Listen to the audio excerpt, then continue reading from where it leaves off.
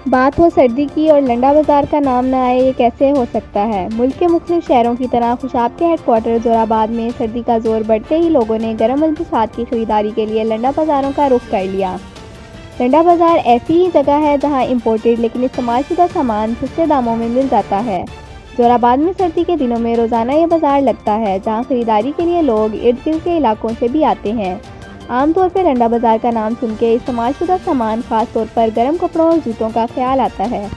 इस बार लंडा बाज़ार में होने वाली महंगाई ने खरीदारों की हिम्मत तोड़ दी। इनका कहना है कि लंडे में सस्ती अशिया की तलाश में आए, लेकिन कीमतें सुनकर सर्दी में भी पसीने छूट गए। नुमाइंदा प्राइम टीवी राजा सरमद हुसैन की रिपोर्ट के मुताबिक खरीदारों का कहना है कि गुज़िश्ता साल की निस्बत रवां साल इन बाज़ारों में गरीब और मुतवस्सित तबके को मायूसी का सामना करना पड़ रहा है। इस्तेमालशुदा पुराने गर्म मलबूसात की कीमतें दुगनी हो गई हैं। अगर लंडा बाज़ार भी आम आदमी की पहुंच से दूर हो तो महंगाई की सताई हुई आवाम कहाँ जाएगी। राजा सरमद हुसैन, प्राइम न्यूज़, खुशाब।